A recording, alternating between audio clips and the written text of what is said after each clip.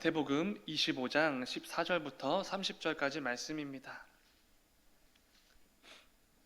마태복음 25장 14절부터 30절까지 말씀, 신약성경 43페이지에 있습니다. 오늘 본문 가운데 14절부터 18절까지만 함께 읽도록 하겠습니다. 마태복음 25장 14절부터 18절까지만 우리 한 절씩 교독하고 마지막 18절은 함께 읽도록 하겠습니다. 다 찾으신 줄 믿고 제가 먼저 읽도록 하겠습니다. 또 어떤 사람이 타국에 갈 때 그 종들을 불러 자기 소유를 맡긴가 같으니 각각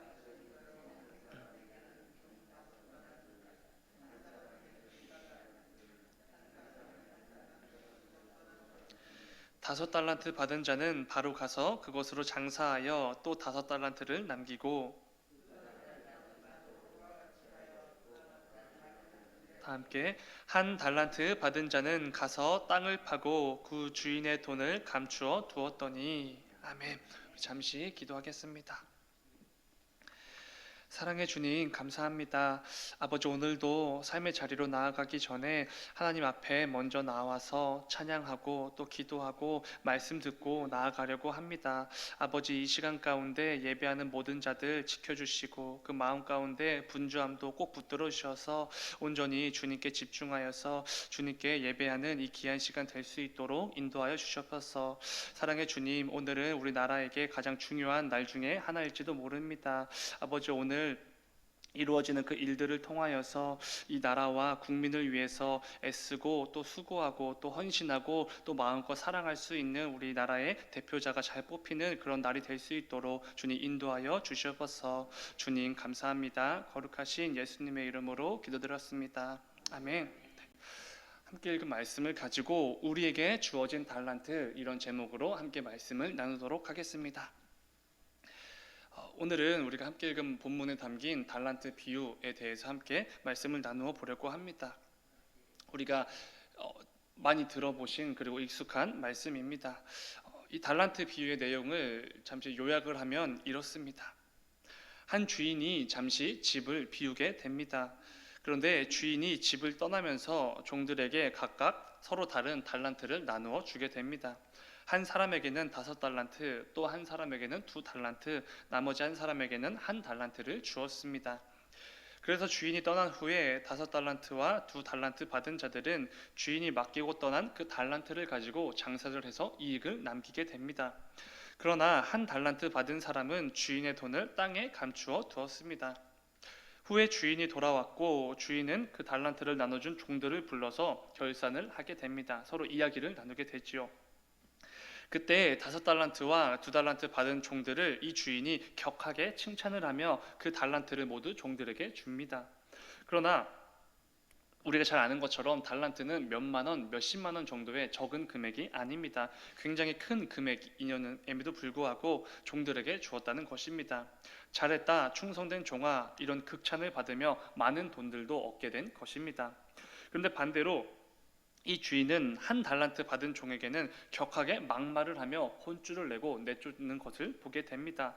악하고 게으른 종아, 이런 말을 하면서 다른 종들에게 이 종을 내쫓으라 라고까지 말하기까지 합니다.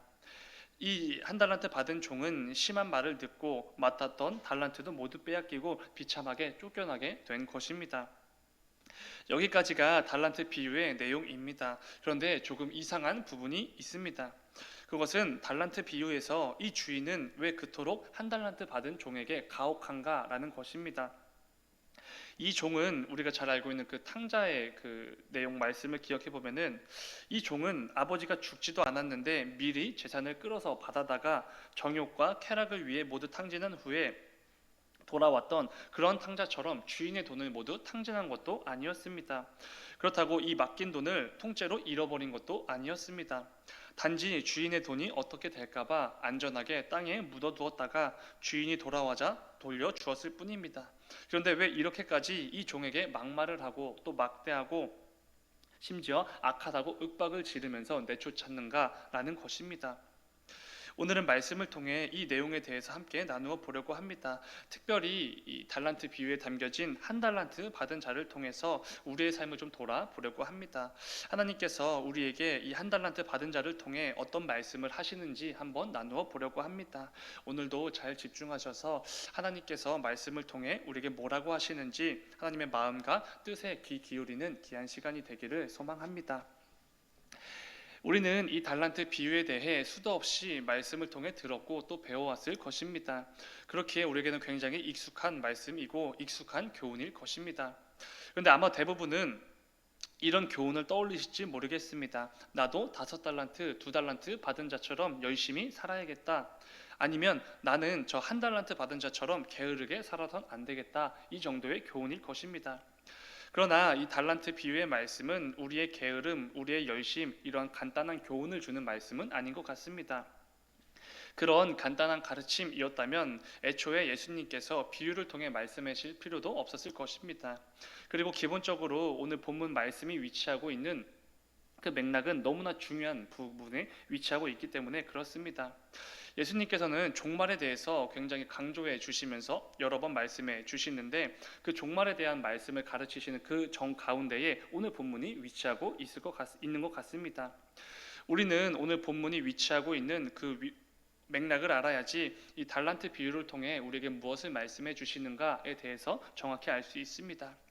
오늘 함께 읽은 본문 앞으로 그리고 뒤로 한두 장만 넘겨보시면 온통 붉은색 글씨로 가득한 것을 보게 됩니다. 이것은 우리 주님께서 직접 하신 말씀들을 표시해 둔 것입니다. 특별히 24장과 25장은 우리 주님 다시 오실 그 재림의 날에 대한 굉장히 중요한 말씀을 해주고 계십니다. 오늘 본문은 그 긴 이야기의 중심에 위치한 말씀입니다. 오늘 본문 앞에는 총 4개의 비유가 등장을 합니다. 노아의 때에 대한 비유, 그리고 집주인 몰래 오는 도둑의 비유, 그리고 지혜로운 종의 비유, 열처녀의 비유, 우리가 잘 알고 있는 내용들입니다. 이 4개의 비유는 모두 예수님께서 다시 오실 그 날을 아무도 알 수가 없으니 이 그날을 준비하고 기다리라 라고 분명히 말씀해 주시는 굉장히 중요한 말씀들입니다. 그런데 중요한 것은 주님 다시 오실 그 날이 계속해서 지연이 되고 있다는 것입니다. 2000년 전 속히 오겠다고 말씀하신 주님은 아직 오지 않고 있는 것이지요. 종말의 지연이 계속해서 일어나고 있습니다. 물론 여기에도 하나님의 뜻과 계획은 담겨져 있습니다. 그런데 중요한 것은 그 지연이 되는 세월을 절대로 허투루 보내지 말라, 이렇게 말씀을 반복해서 해 주신다는 것입니다. 기다리라고 하셨으니 그냥 이렇게 멍 때리면서 그날을 기다리는 거, 그게 절대로 아니라는 것입니다. 오늘 본문 달란트 비유는 종말은 계속해서 지연이 되고 있는데, 그렇다면 그 기다리는 세월을 어떻게 보내야 되는가, 어떻게 보내는 것이 성도의 바람직한 모습인가에 대해서 정확히 말씀해주고 있다는 것입니다. 주님 다시 오실 그 날을 기다리는 이 땅의 모든 성도들이, 저와 여러분이 그냥 수동적으로 별 생각 없이 기다리기만 할까봐 이것을 염려하여서 우리 주님께서 이 달란트 비유를 통해서 말씀해 주시는 것입니다. 사랑하는 여러분, 이 재림을 기다리는 그 기간은 절대로 무의미한 세월이 아닙니다. 공허하고 그저 시간이 흘러가니까 흘러가는 것보다, 이렇게 생각할 만한 그런 기간이 결코 아니라는 것입니다. 그렇다고 그 기간 동안 우리가 살아가는, 우리가 속해 있는 이 세상의 가치와 기준들에 가득 메어서 얽매여서 살아가는 것, 그것도 당연히 아닐 것입니다. 오히려 주님 다시 오실 그 날까지 우리에게 주어진 이 달란트라는 것을 통해서 이것을 어떻게 효과적으로 사용할 것인지, 어떤 식으로 가장 선하게 사용할 것인지를 고민하고 실천하라, 이렇게 아주 강하게 권면하고 있는 것이 달란트 비유라는 것입니다. 그렇다면 이런 질문이 생길 수밖에 없습니다. 우리에게 있는 달란트는 무엇인가? 라는 부분입니다. 주인이 종들에게 각각 5달란트, 2달란트, 1달란트를 맡겼는데 우리에게 맡겨진 그 달란트가 도대체 무엇이냐는 것입니다. 그 달란트를 잘 사용한 자에게는 엄청난 칭찬과 영광을 이 주인이 안겨 주었습니다. 그러나 반대로 달란트를 제대로 사용하지 못한 자에게는 막말과 막대함을 안겨 주었습니다. 도대체 하나님께서 우리에게 맡기신 달란트란 무엇인가, 이 부분에 대해서 고민해 보지 않을 수 없을 것입니다. 여러분 한번 생각해 보시기 바랍니다. 우리 잠시 생각하는 시간을 갖도록 하겠습니다. 하나님께서 나에게 주신 달란트는 무엇인가 한번 생각해 보시기 바랍니다. 혹시 제가 지금 여러분에게는 어떤 달란트가 있으십니까? 라고 질문을 했을 때 어떤 것들이 떠오르셨습니까? 언젠가 청년들과 이 부분을 나눌 때 청년들이 어떤 이 찬양 인도와 같은 재능이나 어떤 특기들을 이렇게 대답하는 것을 보게 됩니다. 아마도 우리 역시도 당연하다는 듯이 나에게 있는 아니면 누군가에게 있는 재능이나 특기를 떠올렸을지도 모릅니다. 악기를 다루는 재능, 노래를 잘하는 재능, 아니면 공부를 잘하거나 머리가 좋은 재능, 아니면 말을 잘하는 재능. 보통 어떤 특정한 재능이나 특기를 떠올리셨을 것입니다. 우리가 이렇게 생각하게 되는 이유는 아마도 이 달란트라는 단어가 가지고 있는 이 단어 자체에 있을 것입니다. 재능은 영어 단어로 탤런트입니다. 아메리카 갓 탤런트라는 프로그램을 아실지 모르겠습니다. 이 프로그램은 미국에 있는 별의별 재능을 가진 사람들이 모여서 경연을 펼치는 그런 프로그램입니다. 그런데 이 탤런트라는 영어 단어는 오늘 본문에 등장하는 그 달란트라는 단어에서 나온 단어입니다. 신약 성경에 나오는 이 달란트를 신이 내려준 재능이라는 의미로 받아들였고 그 달란트에서 오늘날 재능을 뜻하는 탤런트 이런 단어가 나오게 된 것입니다.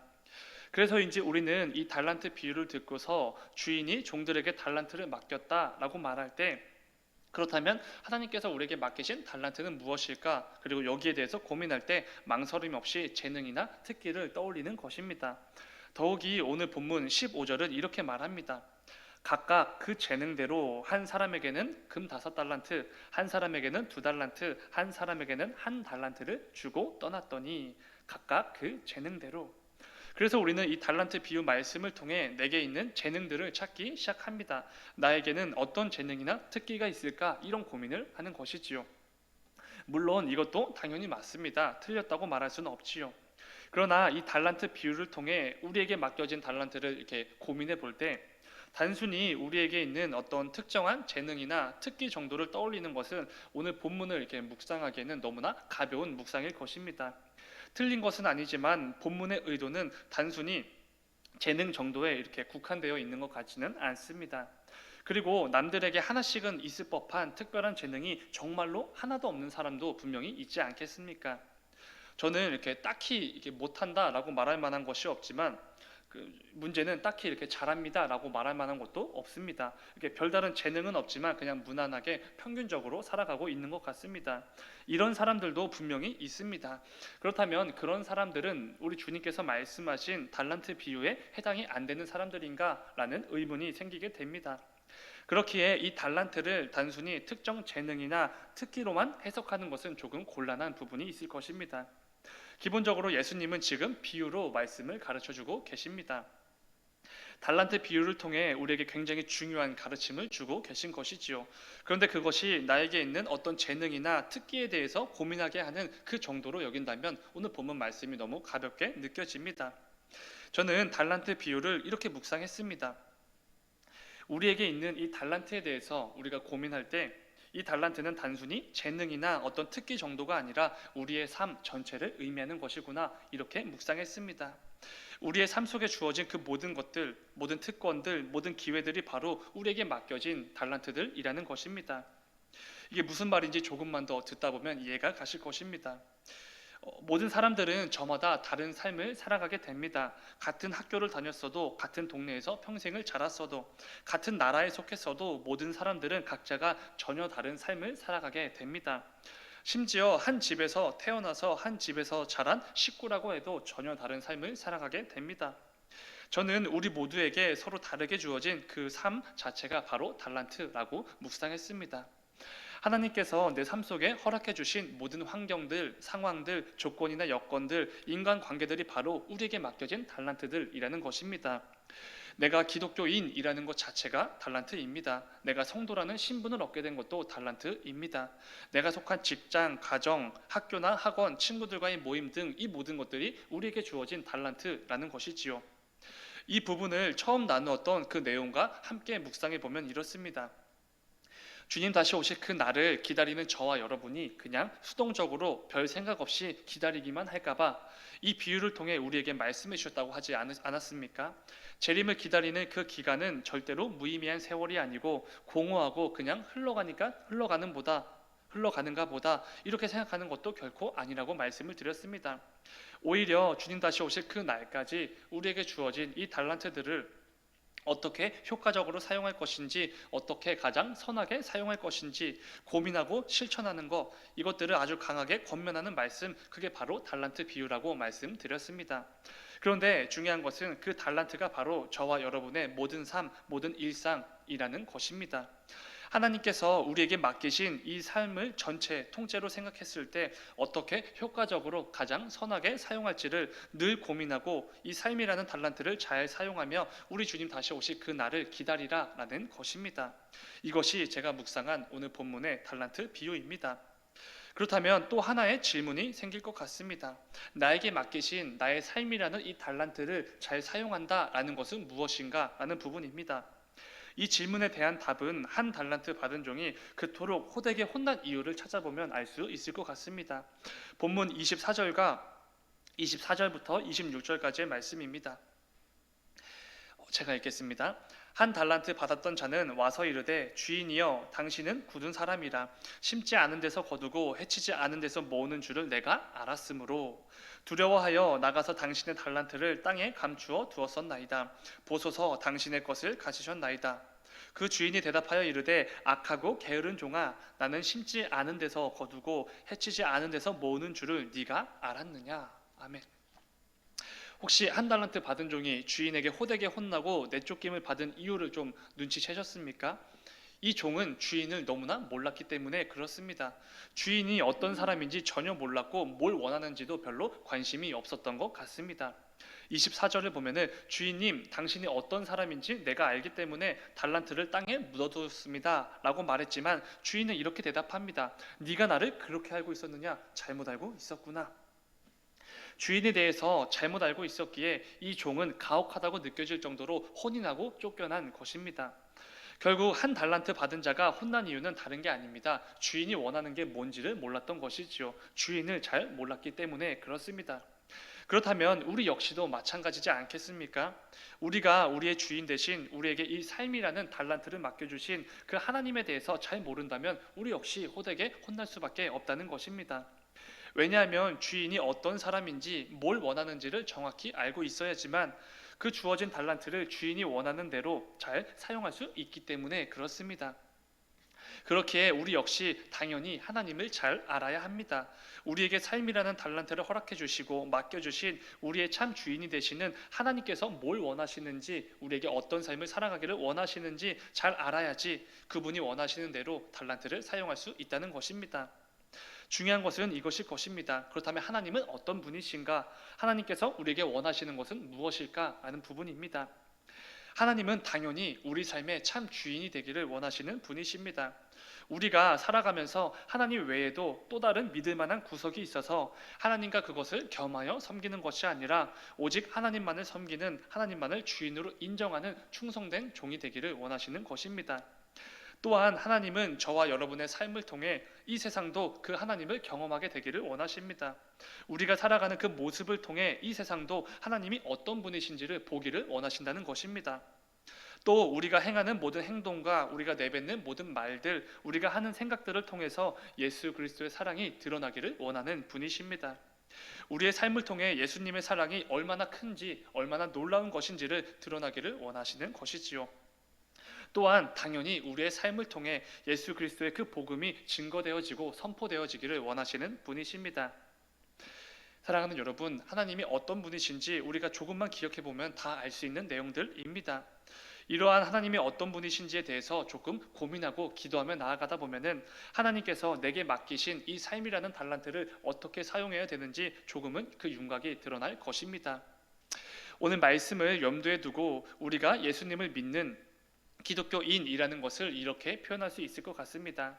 주님 다시 오실 그 날이 오기까지 우리에게 맡기신 이 삶이라는 달란트를 하나님께서 원하시는 대로, 하나님께서 기뻐하시는 대로 잘 사용하며 살아가는 사람들, 이게 바로 우리 기독교인들이 것입니다.